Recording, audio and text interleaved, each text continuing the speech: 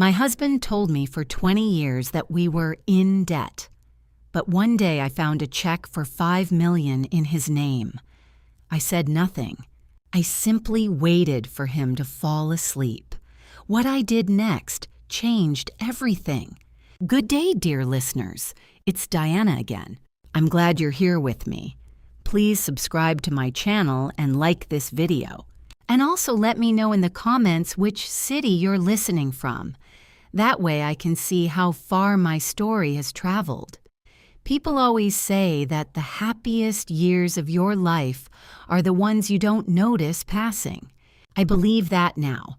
Back then, I simply lived them, or thought I did. My name is Dorothy Harper. I'm 71 years old and I live in a small house in Millbrook, Ohio, the kind of town where everybody waves from their porch and nobody asks too many questions. For 40 years, I planted marigolds along the front walk every spring. I made pot roast on Sundays. I raised 2 daughters, Karen and Beth, and I loved a man named Ronald Harper with a steadiness I mistook for wisdom. Ron was a careful man. That was the word I used for decades. Careful. Careful with the thermostat, careful with the grocery list, careful with every dollar that came through our door.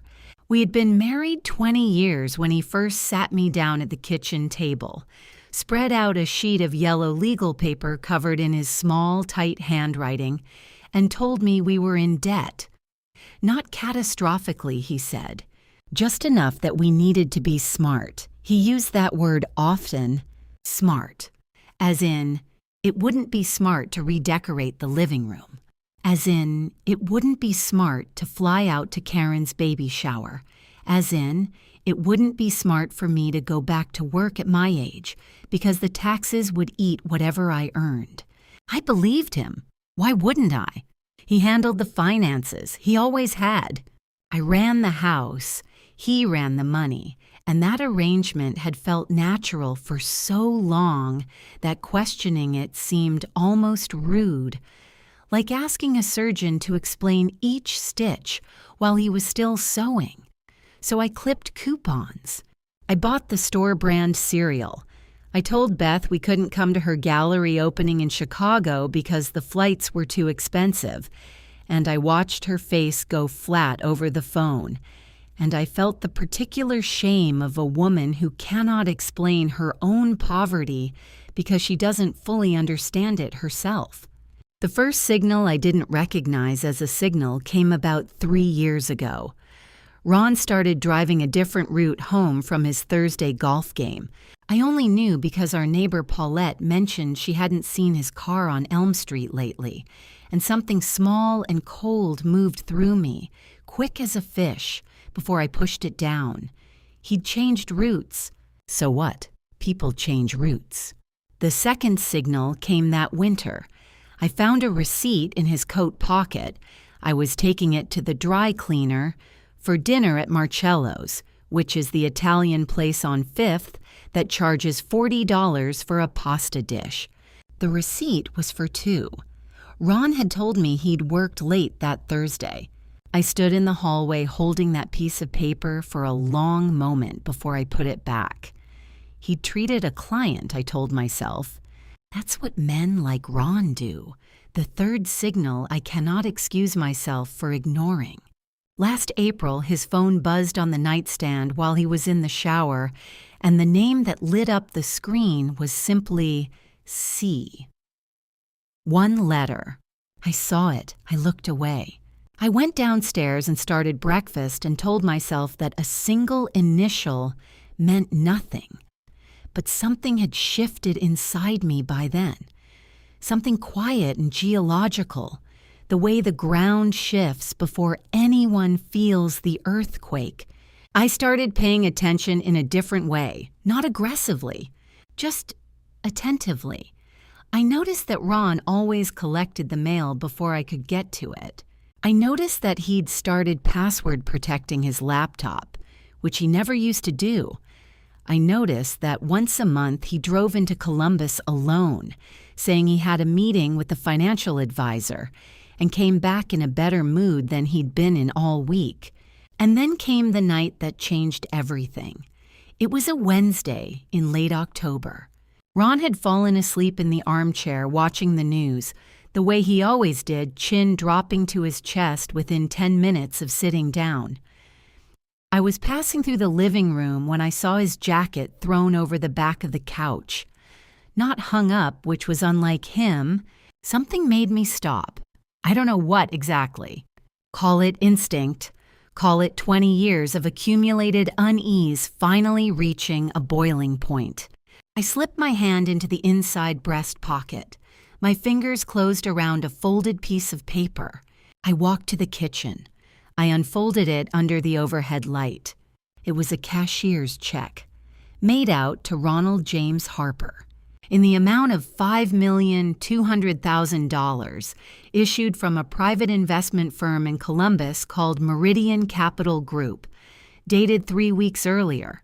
I stood there in my kitchen in my slippers and my old cardigan, and I read that number 4 times, $5,200,000, from a company I had never heard of, deposited, or meant to be deposited, into an account whose number I did not recognize.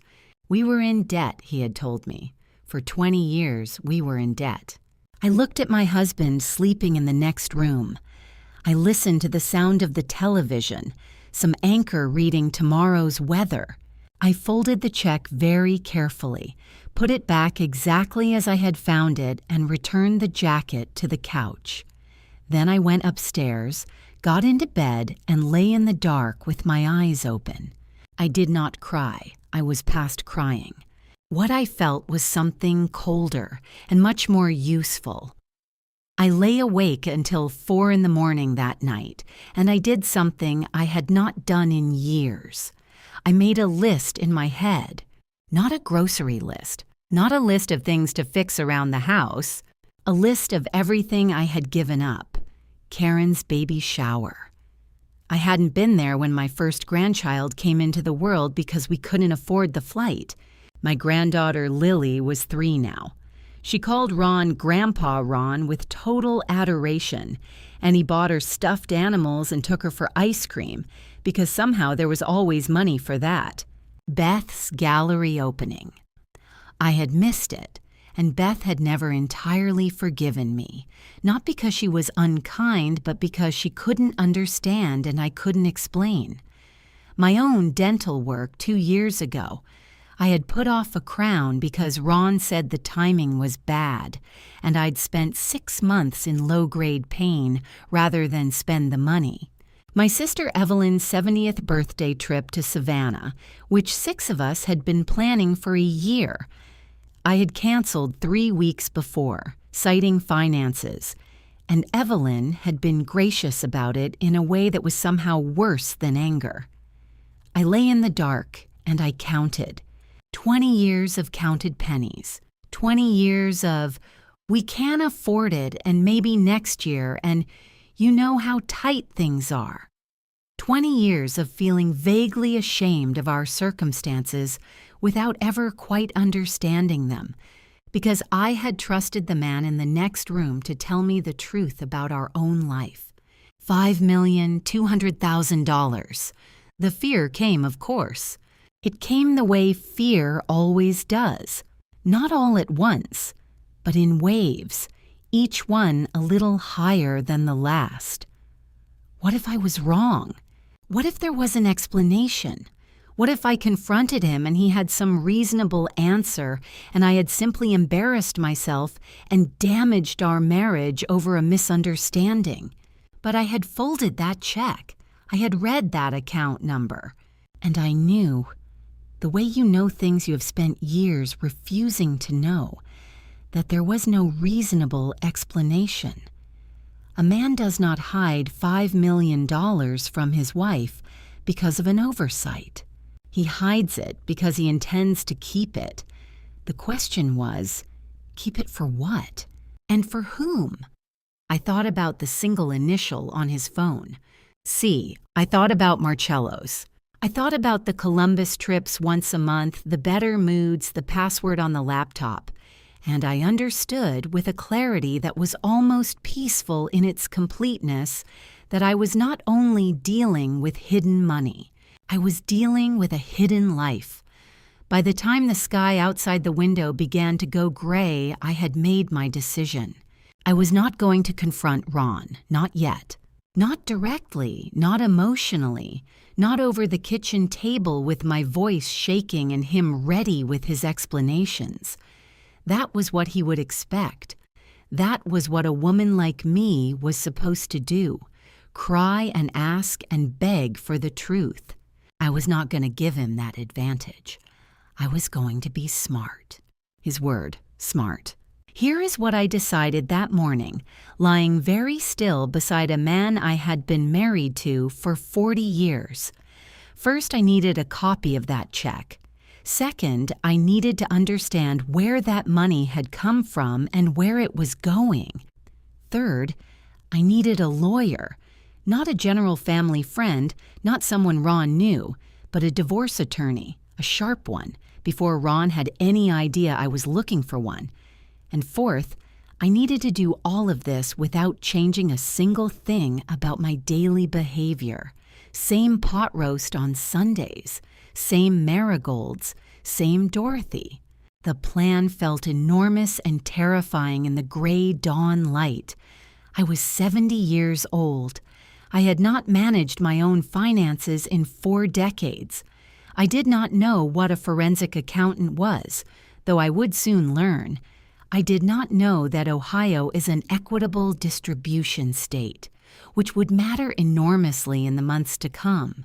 But I knew how to be patient. I had been patient for 20 years.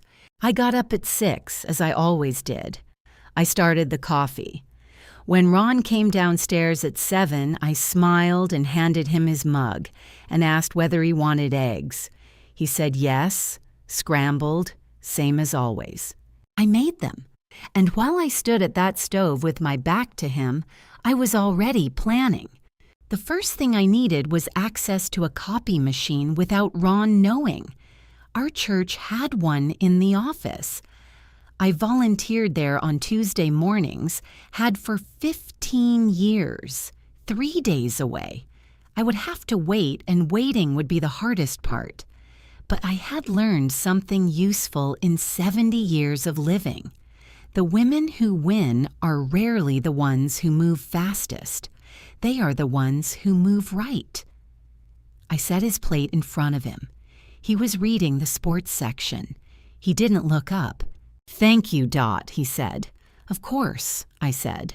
I sat across from him and drank my coffee and looked at his face, a face I knew better than any face in the world. And I thought, you have no idea what is coming. Tuesday morning arrived with the particular slowness of days you are waiting for. I dressed carefully, not differently, nothing that would register as unusual. My blue cardigan, my practical shoes, the small pearl earrings Ron had given me on our 20th anniversary, which I now wore with a complex feeling I couldn't quite name. I told him I was going to the church to help with the food pantry inventory, same as every week. He nodded from behind his coffee without looking up. He was already somewhere else in his mind. He often was, I realize now, recalibrating that fact. At the church, I asked Paulette, who runs the office and has the discretion of a stone wall, if I could use the copier for something personal. She said, of course, and stepped out to check in the coffee urns. I had brought the jacket with me in a dry cleaning bag exactly as planned. My hands trembled slightly as I retrieved the check from the breast pocket. I placed it face down on the glass, pressed the green button, and watched the light slide underneath it. 2 copies. I folded one and placed it in the inside zipper pocket of my purse, a pocket I had never used in 20 years of carrying that bag. I returned the original to the jacket, Then I sat in the church parking lot for a few minutes and breathed. The next step required a phone call I could not make from home. I had written the name down on a slip of paper the night before, after searching on my tablet with the privacy mode turned on. Margaret Osei, family law attorney, Columbus. She had 17 years of experience and a review that said, simply, "She doesn't miss anything." That was what I needed. Someone who didn't miss anything. I called from my cell phone, parked 2 streets from home in front of the public library.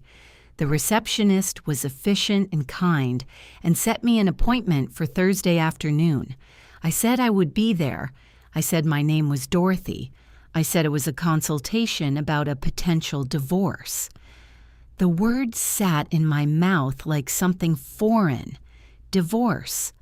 I was 70 years old. We had been married 40 years.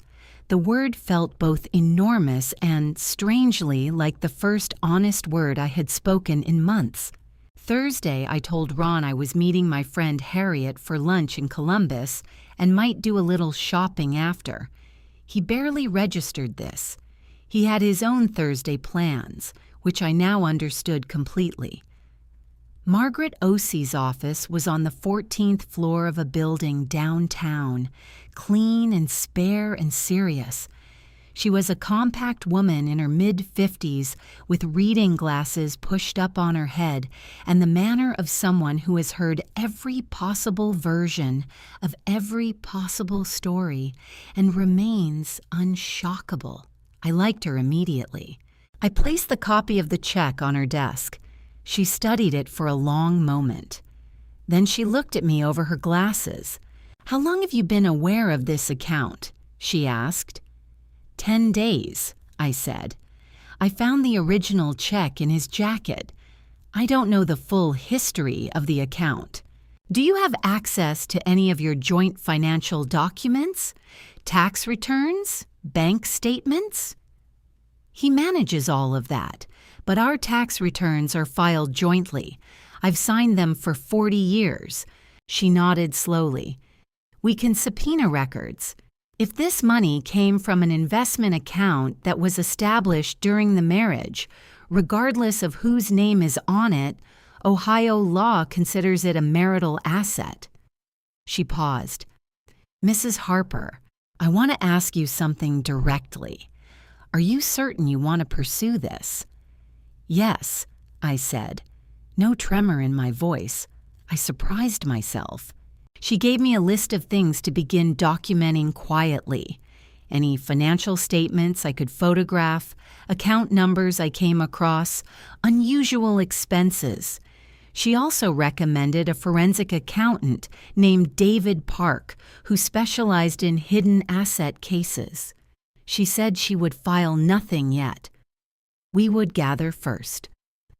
I drove home feeling something I hadn't felt in a long time. Agency.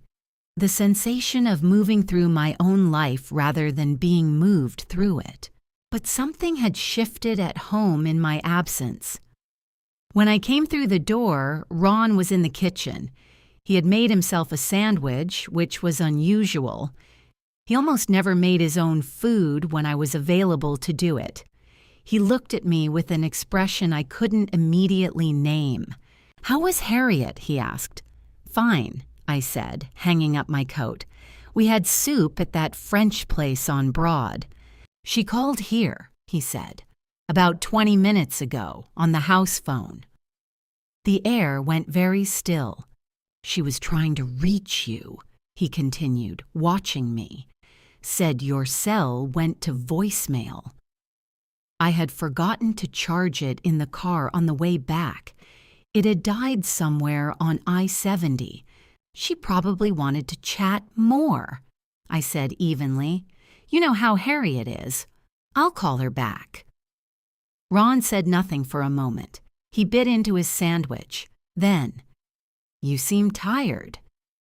"Long drive," I said, and I went upstairs to change my clothes, my heart beating in a way I could feel behind my eyes.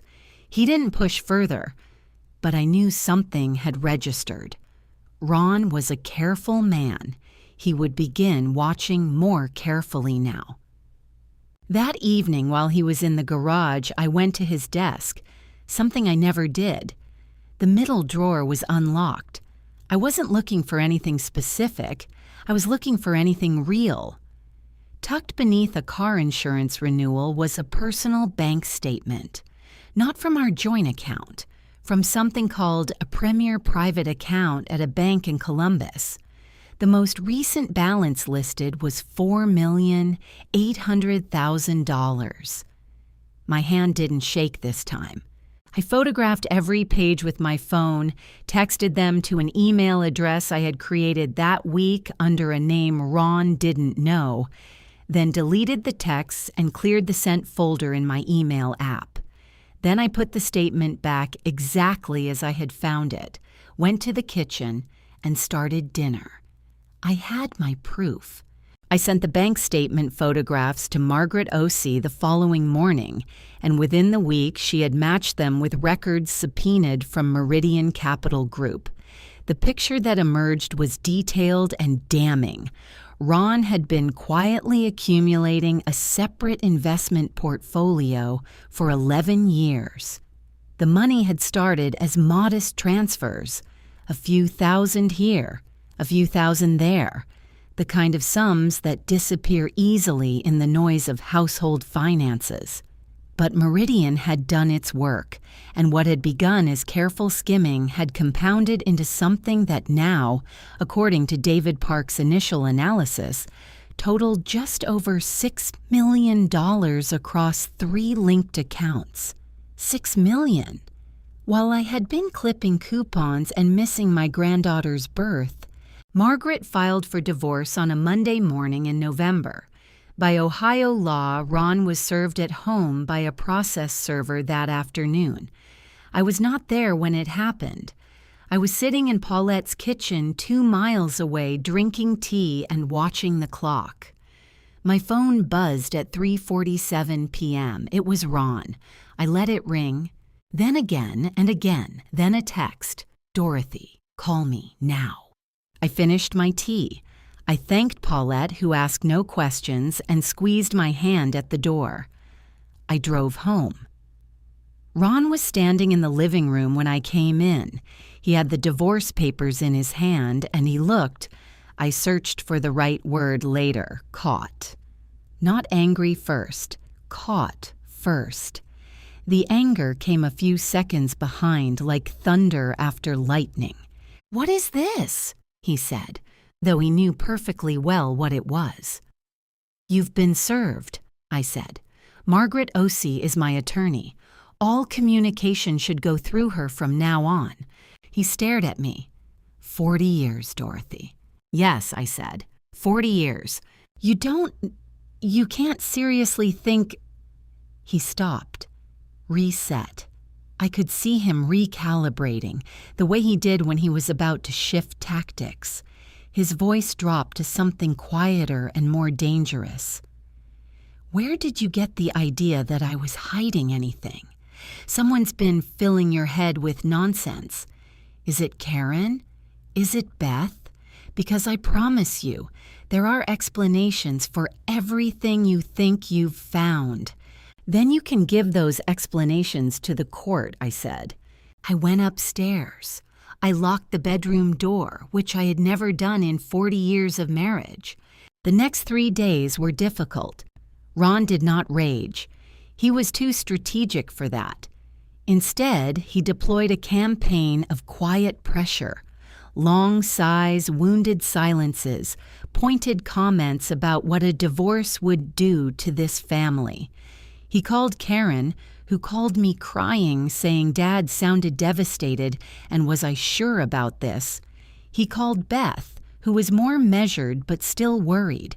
He was constructing the narrative that I was the one doing damage, that I was breaking something precious out of paranoia or midlife crisis or whatever story he could make stick. And then Cindy appeared. I had not yet learned her full name. I would soon. On the 4th day after he was served, Ron left the house in the afternoon and came back at 7 with a woman I had never met. She was perhaps 50, well-dressed, with the careful grooming of someone who has worked hard to look effortless. She sat down in my living room as though she had been there before. Perhaps she had been, on the Thursdays when I was at church. "Dorothy," Ron said with a maddening composure. "This is Cindy Marsh. She's my financial partner.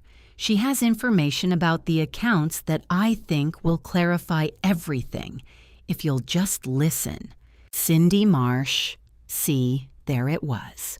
She leaned forward and began speaking in a smooth, practiced way about investment structures and tax shelters and how the accounts had been set up to protect both of us, how nothing had been hidden with ill intent, how she and Ron had simply been building a financial future that required a certain kind of privacy during the structuring phase. I listened to all of it. Then I said, "You're his girlfriend." Silence. "I'm not going to listen to an explanation from the woman my husband has been with on Thursday evenings for the past several years. If your name appears on any of the accounts in question, my attorney will be in touch with you directly." I stood up. "I'd like you both to leave now." Ron's composure cracked. He told me I was making an enormous mistake. He told me I didn't understand what I was throwing away. His voice rose in a way I hadn't heard in years, and Cindy put her hand on his arm, and somehow that gesture, that proprietary, practiced gesture, told me everything I needed to know about the duration and nature of their arrangement. I opened the front door. "Good night," I said. They left. I closed the door, leaned against it, and pressed my hands flat against the wood and breathed. My legs were shaking slightly. My heart was loud in my ears, but I had held. I had not cried, not pleaded, not given an inch. After a moment, I picked up my phone and called Margaret to report the visit. She said I had handled it correctly and to document the time and what had been said. Then I called Karen. "I need a few days," I told her. "I need to come stay with you, just for a long weekend. I need to breathe." She said yes without hesitation. I drove to Columbus on Friday morning, and for 4 days I sat in my daughter's backyard with my granddaughter Lily climbing into my lap and showing me drawings of cats, and I let myself be somewhere quiet and warm. I did not think about Ron. I did not think about the accounts. I pressed my face into Lily's hair and smelled the clean child smell of her, and let that be enough. I came home rested and harder in a way that felt necessary.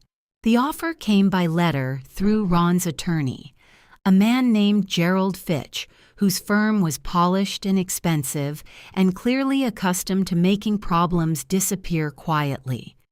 The letter used careful legal language, but the substance was simple. Ron was prepared to settle outside of court.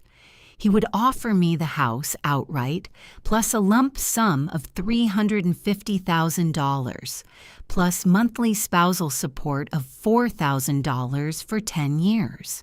I read the letter at the kitchen table with a cup of coffee.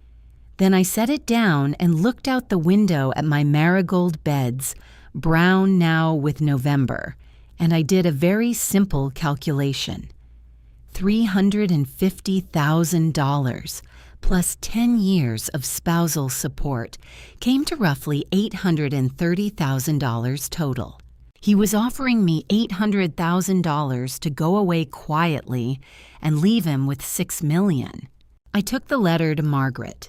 She read it and said with characteristic understatement, "He's hoping you don't understand what you're entitled to." Under Ohio's equitable distribution law, marital assets accumulated during the marriage, regardless of whose name they were in, were subject to division. David Park had now completed his initial forensic report. The total hidden assets came to $6,100,000. Additionally, the debt Ron had cited for 20 years was, in large part, fabricated. A fiction built from a combination of exaggerated mortgage figures and an investment account that had never actually been losing money. I had not been living in poverty. I had been living in a performance of poverty while my husband built a fortune he intended to share with someone else. Reject it, I told Margaret. She drafted the rejection letter that afternoon. Ron's response 3 days later was personal rather than legal. He came to the house. He was still legally entitled to be there until the court order otherwise, a fact I was actively working to change, and sat at the kitchen table with his hands folded in the careful way he had, and said he wanted to talk. I sat across from him. I waited. He told me he had made mistakes. He told me that Cindy meant nothing. She was a business relationship that had become complicated.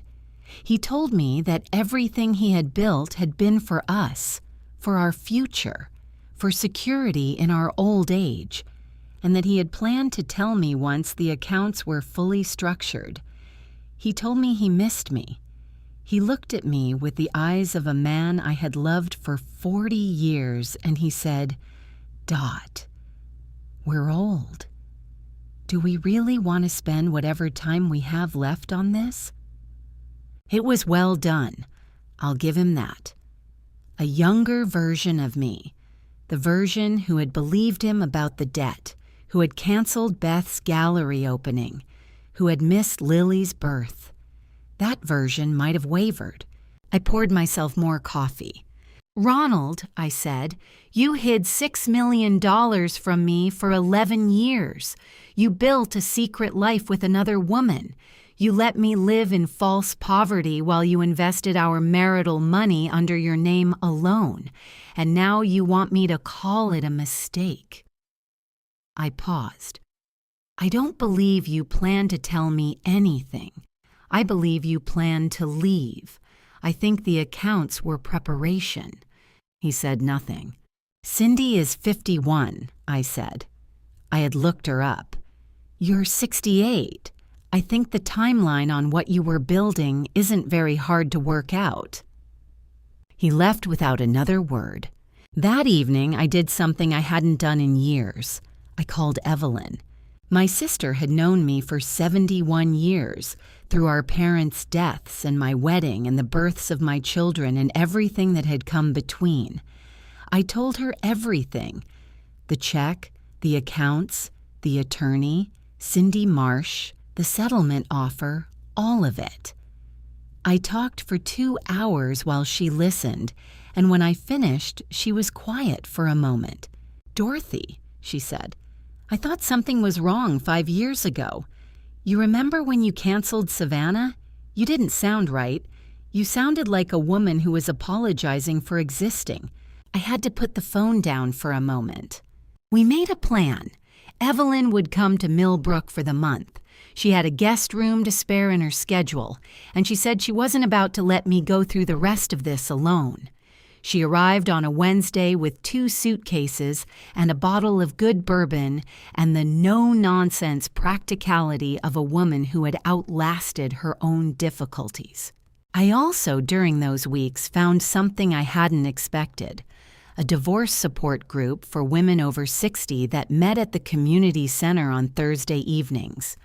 The first time I went, I sat in the circle and listened to other women's stories and felt for the first time in months that I was not uniquely foolish. A retired teacher named Gloria had been through something strikingly similar. A husband, a secret account, a younger woman, years of managed financial deception. She was 2 years out from her divorce, and she was fine. More than fine. "The hardest part," she told me afterward over bad coffee, "is remembering that his lies don't make you stupid. They make him a liar. Those are different things." I thought about that for a long time. They came together on a Saturday afternoon in early December, which told me the visit had been planned and rehearsed.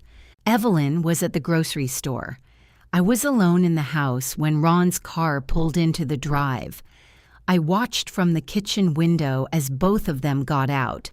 Ron in his good coat, Cindy in something quietly expensive. And I took a moment to recognize what I was feeling. Not fear, not yet.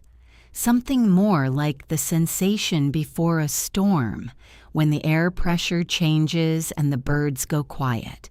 I opened the door before they knocked. "I'd rather you called ahead," I said. "Dorothy." Ron's voice was warm, which was worse than when it was cold. "Please, we just want to talk. No lawyers, no letters, just people." I let them in because it was cold, and because I wanted to hear exactly what they had come to say. They sat on the sofa, close together but not quite touching, maintaining, I noticed, a careful performance of distance. Ron did most of the talking at first. He said he'd been doing a lot of thinking. He said he'd spoken to a counselor. He said he could see how his behavior had caused hurt, real hurt, and that he took responsibility for that. He used the phrase, "take responsibility" 3 times in 4 minutes. I counted. Then Cindy spoke. She had changed her approach entirely from the last visit. Gone was the smooth financial explanation. She was softer now, almost humble, her hands folded in her lap like a woman in a waiting room. She said she wanted me to know that she had encouraged Ron to be honest with me from the beginning. She said she wasn't the villain in my story. She said she understood that I was angry and that I had every right to be, but that dragging this through the courts would hurt everyone. Our daughters, our granddaughter, me, Ron, and that there was still a version of this that could end with everyone intact. "Lily doesn't need to grow up knowing her grandparents went to war," she said. There it was. I looked at her for a moment. She held my gaze with the practiced openness of someone who had prepared for this exact reaction. She had thought carefully about what would reach me. She had chosen my granddaughter. "Lily," I said, "is 3 years old and currently believes that caterpillars are just very shy butterflies. She isn't going to be damaged by her grandparents' legal proceedings. She's going to be fine." I paused. "What you're describing, what you're both describing, isn't a conversation. It's a negotiation strategy, dressed as an apology. I've been married to a careful man for 40 years. I know the difference." Ron's warmth dropped away like a coat falling from a hook. "You are going to regret this," he said. And now there was something under the words that I hadn't heard before. Something flat and cold and final. "You don't have any idea how these things work. Gerald can make this extremely unpleasant. We can tie this up in court for 2 years. You'll spend everything you're fighting for on legal fees. And at the end of it, you'll be 73 years old, and you'll have a settlement that doesn't look so different from what we offered you in October." Cindy put her hand on his arm again. The same gesture as before. A reflex. "Ron," she said quietly, "a warning." But he was beyond warnings now. "I built that money," he said. "Every cent. You stayed home and kept the house, and that was worth something. I'm not saying it wasn't. But you didn't build what I built. You want to take half of something you didn't create." I stood up. "Ohio law disagrees with your characterization," I said. "So does David Park's forensic report, which has now been submitted to the court. I suggest you speak with Gerald about the implications of that document." I walked to the front door and opened it. "Please don't come to this house again without scheduling it through my attorney." Cindy stood first. She touched Ron's shoulder, a signal, and he stood, and they walked out. At the threshold, Ron turned once more. "Don't do this, Dot." "Good night, Ron," I said. I closed the door. Then I walked to the kitchen and gripped the counter with both hands and stood there until my breathing slowed. My hands were shaking, not with weakness, with a particular trembling that comes after you have held very still for a very long time. He had threatened me, openly, and that threat should have frightened me. And it did, a cold flash of it, the reality of how ugly this could get, how long it could take, how much it could cost. But here is what I learned that day. Fear and resolve are not opposites. They can live in the same body at the same time.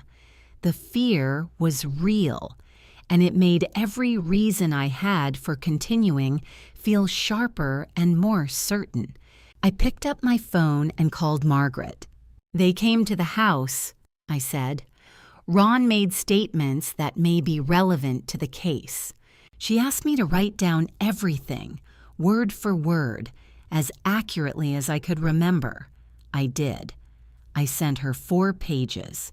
When Evelyn came home with the groceries, I told her, she listened without interrupting, then she poured us each 2 fingers of bourbon and said, 'Good. Let them show exactly who they are. That's always useful.' I raised my glass to that. The preliminary hearing was set for the 2nd week of January. I had never been inside a courtroom before as a participant. I had expected it to feel enormous and frightening. It was a mid-sized room with fluorescent lighting and the faint smell of old paper. A place where truths were finally required to sit still and be examined. I wore my navy dress and the small pearl earrings. Karen sat behind me in the gallery, and Beth had driven up from Cincinnati and sat beside her, and knowing they were there, just behind my left shoulder, was something I carried into the room like a hand at my back. Margaret Osey stood beside me at the plaintiff's table with the stillness of someone who had no doubt about the quality of her preparation. Ron sat at the opposite table in a dark suit that had cost more than my car. He did not look at me when I came in. He was performing the composure of an innocent man, the way he had been performing things for years. Cindy Marsh sat just behind him. Her name had appeared in David Park's forensic report as a co-signatory on one of the investment accounts. Margaret presented David Park's forensic report first. He testified for 40 minutes, walking the court through the 11-year history of the accounts. The initial transfers, the compounding returns, the use of Meridian Capital Group as an intermediary to obscure the money's marital origins. The judge, a woman in her 60s with reading glasses, wrote steadily on a small notepad. Then Gerald Fitch offered Ron's counter-narrative. The money, Ron claimed, had been seeded by an inheritance from his uncle Fred Harper, who had died 14 years ago, which under Ohio law would potentially qualify as separate property rather than marital assets. It was a prepared argument. It almost might have worked. Almost. Margaret asked Gerald to confirm the date of Fred Harper's death and the inheritance distribution. Gerald confirmed. Fred Harper had died 14 years ago. Estate distributed 12 and a half years ago. Then Margaret produced a certified record from Meridian Capital Group, showing the date of the first transfer into Ron's private account. It was dated 9 years ago, nearly 4 years after the inheritance had been distributed. The silence in the room had a texture to it. Gerald recovered quickly and argued that Ron had held the inherited funds in a personal account for several years before investing. Margaret then produced those subpoenaed account records. The inherited funds had been deposited, drawn down to zero within 14 months, and spent entirely. The balance at the end of that period was $41. The seed money for the private investment portfolio could not have come from Fred Harper. Ron turned to Gerald and said something low and urgent. Gerald put his hand on Ron's arm, a gesture I had seen Cindy use, and it struck me with some dark comedy that Ron was surrounded by people physically restraining him from his own impulses. Cindy had gone very still. Margaret asked pleasantly whether Mr. Fitch would like to offer an amended explanation for the source of the initial investment capital. Gerald asked for a brief recess. The judge granted 15 minutes. During that recess, I sat in my chair and felt not triumph exactly, but the particular sensation of a thing being level after years of being tilted. When they returned, Gerald informed the court that his client wished to revisit the question of settlement. Margaret looked at me. I gave a small nod. "Mrs. Harper remains open to settlement discussions," Margaret said. "However, given the forensic evidence now in the court record, our position on equitable distribution has been updated." She slid a document across to Gerald. He read it. Ron read it over his shoulder, and his face went through several things in quick succession that I watched carefully and felt I was owed. Cindy leaned forward and whispered. He shook his head. She whispered again, more urgently. He turned and looked at her with an expression I recognized from 40 years of marriage. The look of a man who feels his control of a situation slipping. And I understood that whatever was collapsing between them had probably been fragile for some time. "Are we proceeding or discussing?" the judge said, with the tone of a woman who had somewhere to be. "Discussing," Gerald said. 1 hour, the judge said. The settlement negotiation happened in a small conference room down the hall. A round table, a whiteboard covered in numbers from someone else's dispute. I sat beside Margaret. Ron sat across from me for the first time since this had begun. Not at my kitchen table, but in a neutral room where neither of us had history. He looked tired. Not performed exhaustion. Genuinely tired in the way of a person whose story has stopped working. Cindy was not in the room. Patricia, something had advised her to wait in the hallway. She sat on a bench outside with her arms folded, her expensive coat, and somewhere behind her, careful eyes, a recalculation, happening about the nature of her investment in Ronald James Harper. Gerald opened with a revised offer, 50% of the documented Meridian accounts, roughly $3,050,000, plus the house, plus revised spousal support. Margaret said that was closer, but we needed to discuss the third account, smaller, approximately $400,000, which David Park had identified in adjacent records and which Ron had not yet formally disclosed. Ron looked at Gerald with the expression of a man who has stepped on a nail he laid himself. After Gerald confirmed the forensic basis, there was a long pause. "All 3 accounts," Margaret said pleasantly, "plus the house, plus spousal support, and 1 provision." She placed a single sheet on the table. "Mrs. Harper will be held harmless from any tax liability related to the accounts in question. Any back taxes or penalties associated with the structuring of these accounts are Mr. Harper's sole responsibility." This was the detail with the most visible effect. The tax exposure on improperly structured accounts of this size was not a small figure. Ron's jaw tightened. They negotiated for 50 minutes. The final terms: the family home, free and clear. $3,400,000 from the combined accounts, transferred within 30 days. Spousal support of $6,500 per month for 12 years, reflecting my lost earning years, and the tax provision exactly as written. Ron would retain approximately $2,700,000 in remaining assets, minus Gerald Fitch's fees, minus taxes, minus penalties. Not nothing, but not the quiet, clean exit he had planned. Not the version of this story where Dorothy Harper accepted $800,000 and went away grateful. Ron signed the final settlement agreement on a Thursday afternoon in late February. Margaret called me afterward. "It's done," she said. I was sitting in my kitchen. The marigold beds were still bare outside the window. Too early yet for planting. But I had been thinking about what I would put in this spring. Something different. Something I had always wanted and never let myself choose. "Thank you," I told her.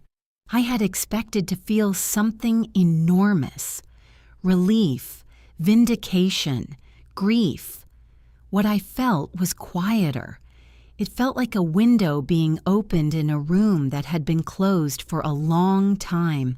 Evelyn came in from the garden and looked at my face. "Done?" she said. "Done," I said.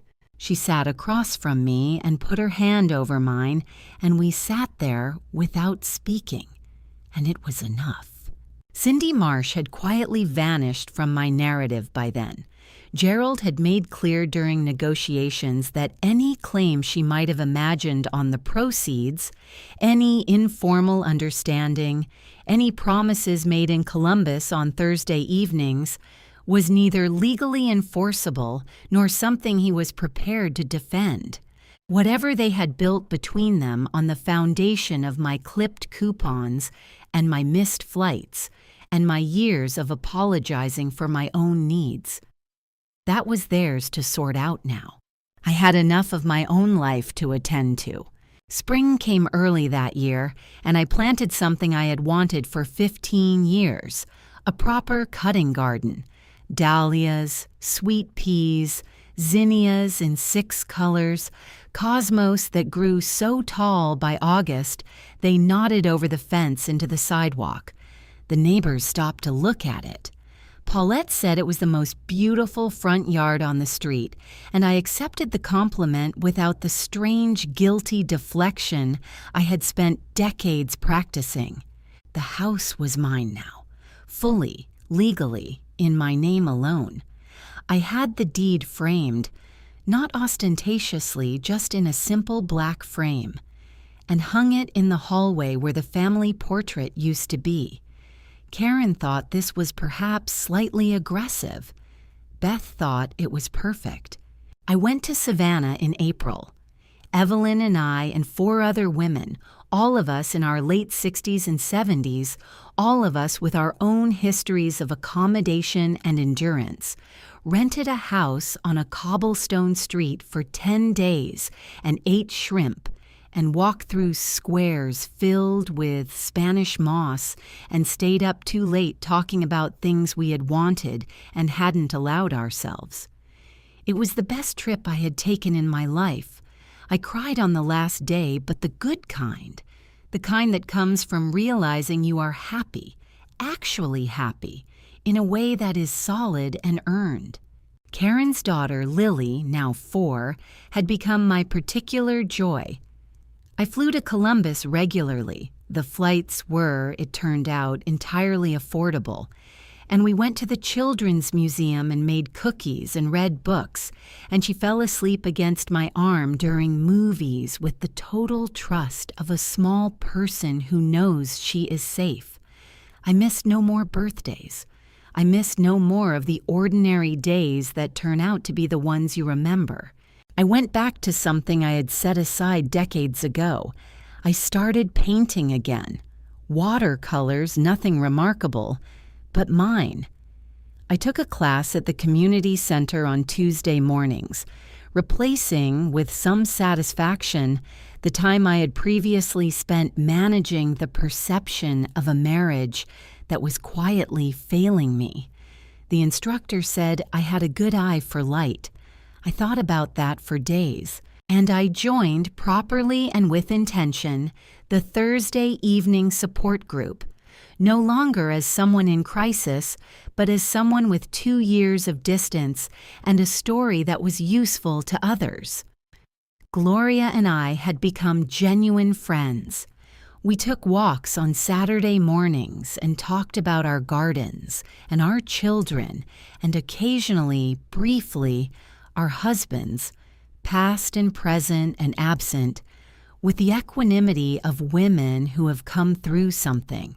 Ron's life, from what I gathered through Karen and the practical unavoidability of information in a town like Millbrook, did not unfold the way he had planned. The tax penalties from the improperly structured Meridian accounts landed with the force of a delayed reckoning.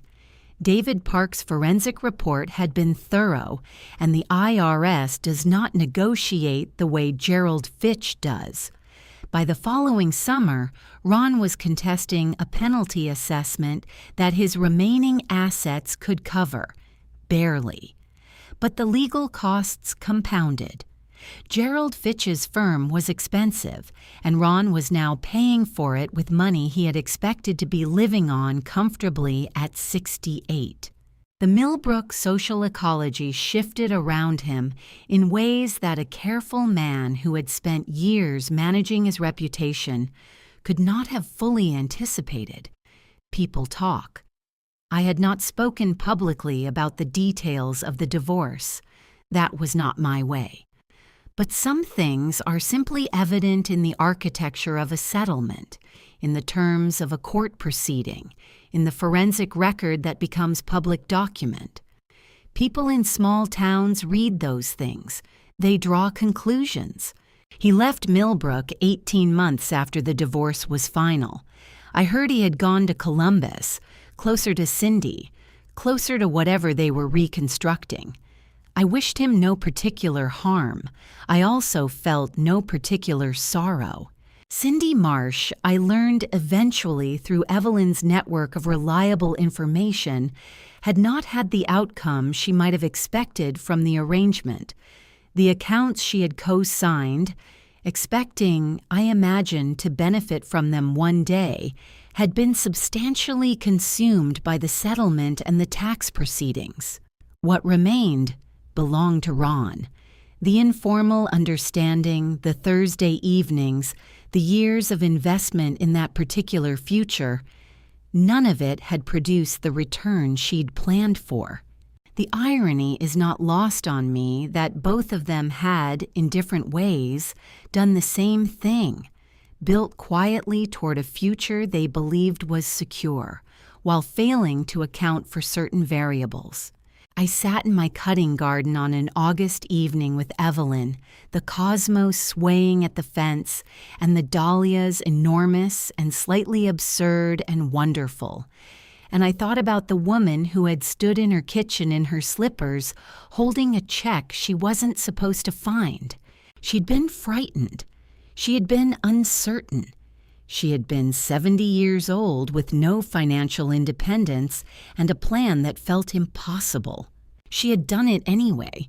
They say the best time to plant a garden is 20 years ago. The second best time is now. I spent 40 years trusting a man who trusted me not to look too closely. The moment I looked, everything changed. I was 70 years old with no plan and no financial history of my own. I found a lawyer. I found evidence. I found myself. If I can do it, so can you. What would you have done with that check? If this story moved you, leave a comment. Share it with someone who needs to hear it. And thank you, genuinely, for listening.